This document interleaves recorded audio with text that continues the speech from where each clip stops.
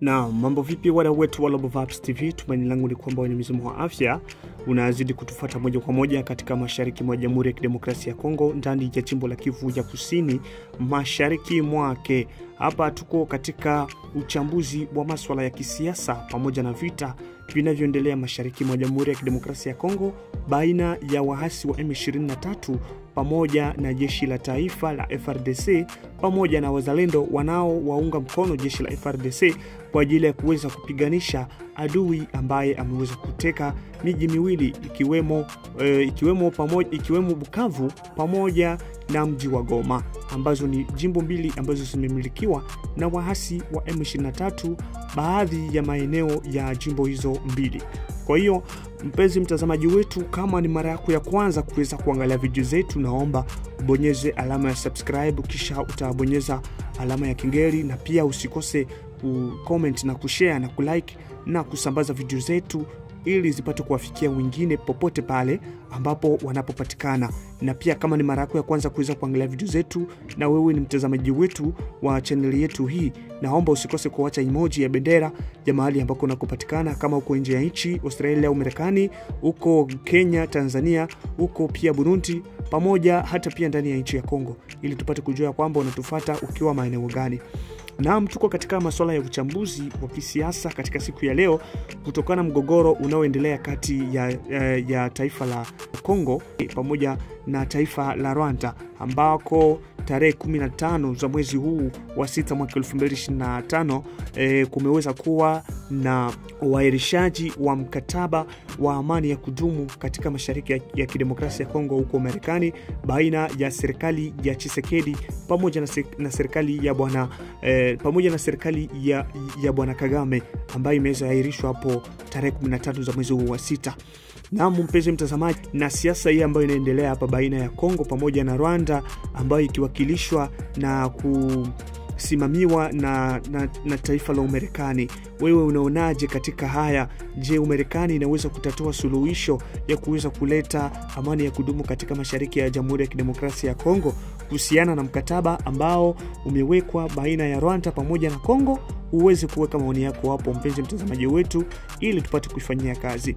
Naam, hapa tuko tena katika uchambuzi mwingine ambao ni uchambuzi wa kuhusu habari nyeti na habari feki ambazo hazijathibitishwa vizuri kuhusu kifo cha rais wa Jamhuri ya Rwanda, cha rais wa Rwanda ambaye aitwaye kwa jina la Paul Kagame, ambaye tuhuma za watu wengine zimesema ya kwamba ameweza kufariki akiwa katika matibabu huko nchini Ujerumani, Munich. Je, mpenzi mtazamaji, katika mtazamo huu wa jinsi ya mitandao ya kijamii inavyovumisha habari hizi, je, kwa upande wako wewe unaona ni kweli kwamba huyu rais ameweza kufariki na ndicho ambacho kilichopelekea kwamba sipete kuwepo katika mkataba na kusaini huo mkataba wa amani kwa Marekani? Maana imesemekana ya kwamba alikwenda katika hizo tarehe ambazo wangesaini huko Marekani ndizo ambazo alizokwenda huko kwenye matibabu.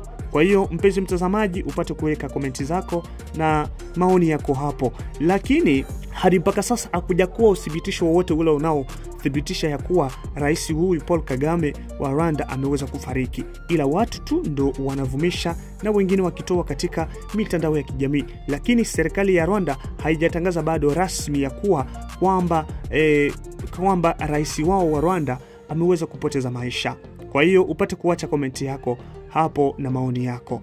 Na pia tuko katika uchambuzi mwingine baina ya wazalendo pamoja na jeshi la waasi wa M23, ambalo ndilo sasa katika mitandao ya kijamii linavuma dhahiri sana kupitia mitandao ya kijamii na mizozo inayoendelea mashariki mwa Jamhuri ya Kidemokrasia ya Kongo baada ya M23 kuweza kuteka mji wa Bunagana hadi mpaka kuingia Goma pamoja na Bukavu. Wazalendo wameweza kuwa macho kusema ya kwamba watu wanadhamiria kitu kwa ajili ya kuweza kuteka Kongo mzima na kuweza kuondoa Felix Antoine Tshisekedi madarakani, kusema ya kuwa yeye hana uongozi mzuri, anawanyanyasa raia.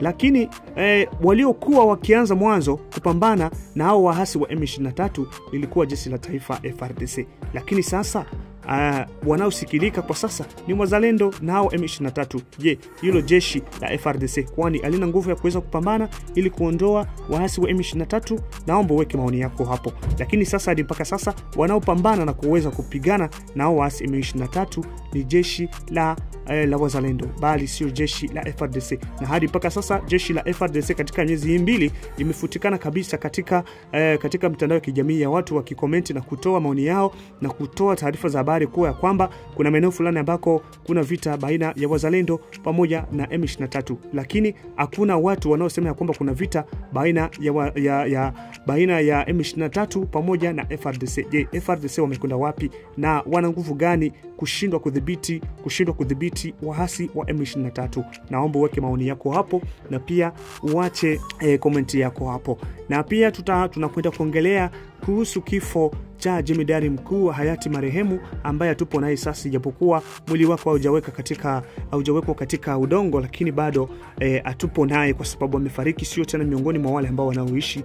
Aitoe kwa jina la General Sikatenda ambaye aliyefariki katika mwezi wa 6 huko Kinshasa alipokuwa kifungwa, lakini amefia akiwa hospitalini.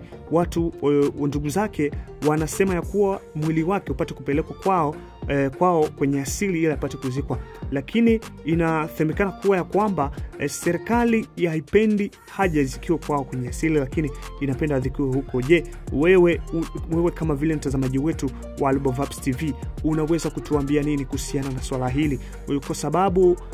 Kwa sababu watu wengine wanasema ya kuwa yeye akitoka huko kuja kwao watamchunguza katika hospitali, na ikibainika ya kwamba amepewa sumu, kuna kitu ambacho watakifanya kwa ajili ya mtu wao. Je, unaweza ukasema maoni gani hapo na kuweza kuacha komenti zako hapo, upate kutuwekea maoni tupate kuifanyia kazi, mpenzi mtazamaji wetu na msikilizaji wetu.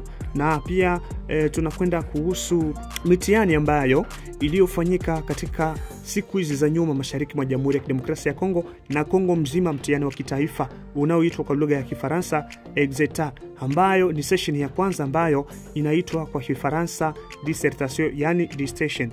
Sasa tuende kuchambua masuala haya yanayoendelea mashariki mwa Jamhuri ya Kidemokrasia ya Kongo kuhusiana kwanza na mtihani ambao umeweza kupita hapa siku za nyuma, ambako kuna jimbo mbili ambazo zimezibitiwa na wahasi wa M23 katika maeneo makubwa, hususan katika mji wa Bukavu pamoja na mji wa Goma.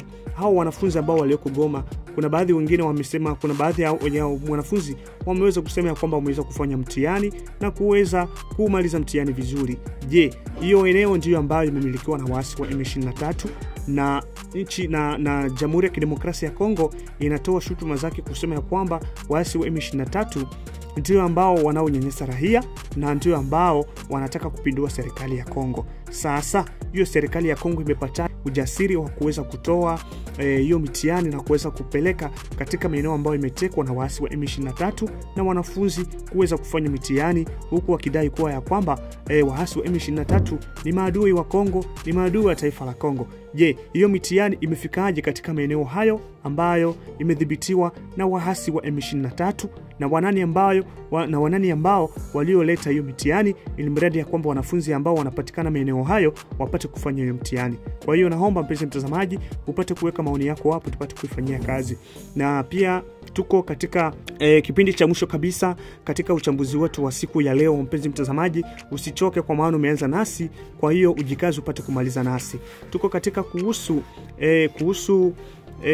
kuhusu hali ya usalama mdogo kabisa haswa inayoendelea huku mashariki mwa Jamhuri ya Kidemokrasia ya Kongo.